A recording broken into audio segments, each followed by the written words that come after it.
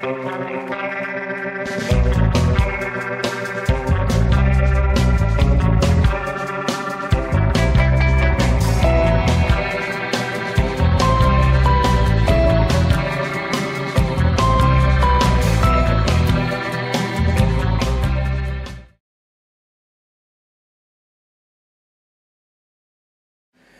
και κύριοι, γεια σας. Καλώς ήρθατε και στη σημερινή μας εκπομπή Τετάρτη, σήμερα 21 Αυγούστου.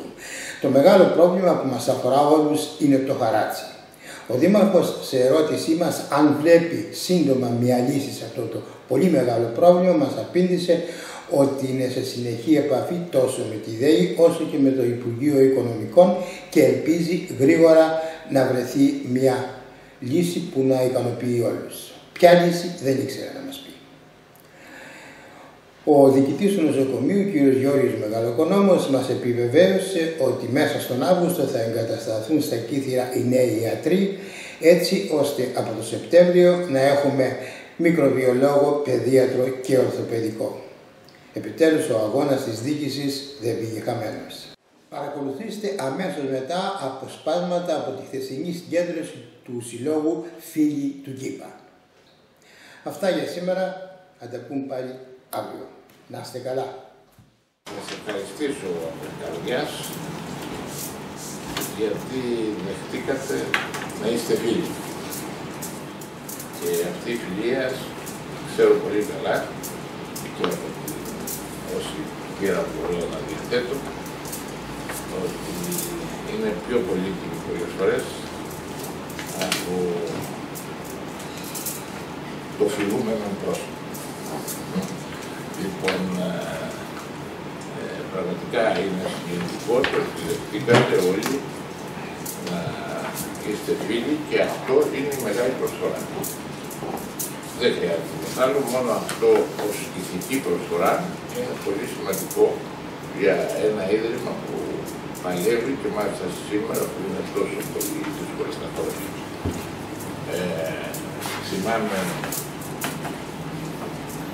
πριν από 30 τόσα χρόνια περίπου, που είχαμε εξυπνήσει το ίδιο πράγμα στο Περφύλιο Ίδρυμα.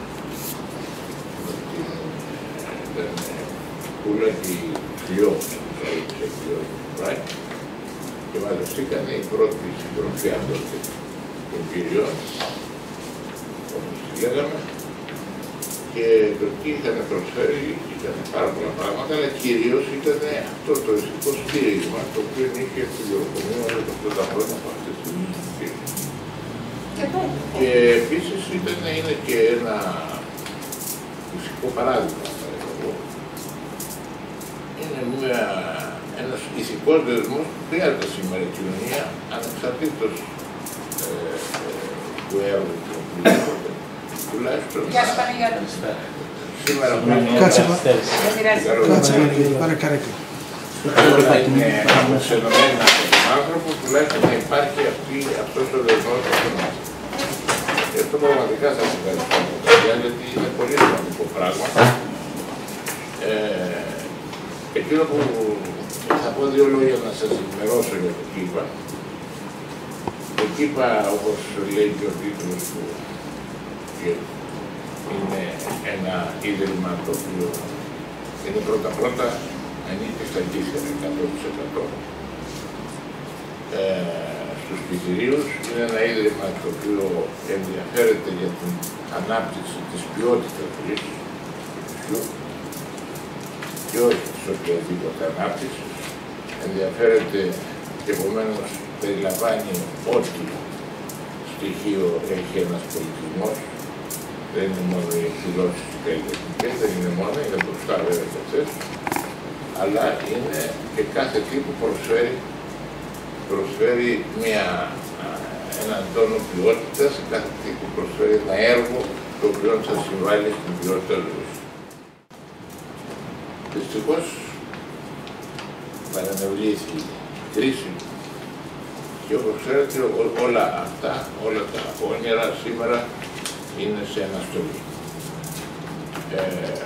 Εν πάση περιπτώσει, με την βοήθεια ορισμένων προσώπων και ανθρώπων που ξέρουν τι σημαίνει κύθυρα.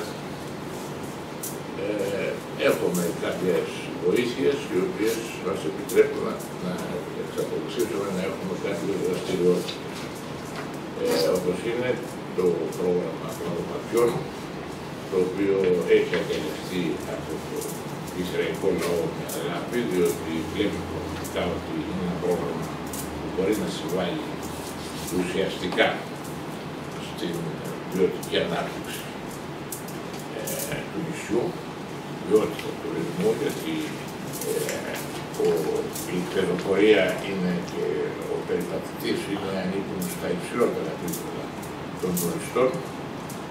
Είναι αυτοί που αγαπάνε τη φύση, είναι αυτοί που αγαπάνε τα μνημεία, αγαπάνε τον πολιτισμό και θέλουν να το δουν με τα πόδια.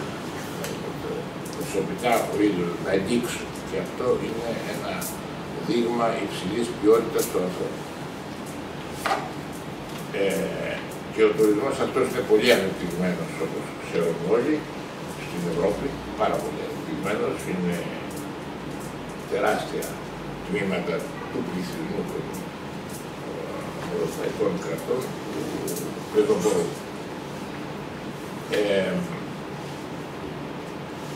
Έχουμε ασχοληθεί και με άλλα δικήματα, όπως παραδείγματος χάρη με την αποκατάσταση των σχολείων εδώ. Δεν ξέρω αν αυτά υποσχέθηκε και αυτά υπουργός ότι μετά τα μουσεία θα υπάρξει συνέχεια του προγράμματος και ας πούμε συνέχεια του προγράμματος του ΕΣΠΑ και υποσχέθηκε ότι θα τα βάλει. Έχουμε κάνει τη μελέτη, είναι και μικρό το ποσό εδώ. Ευχαριστήσω άλλη μια φορά. Και θα τα κάνουμε μετά. Και πραγματικά ήταν μια ευχάριστη μέρα για το Κύπατο να βρίσκει φίλους.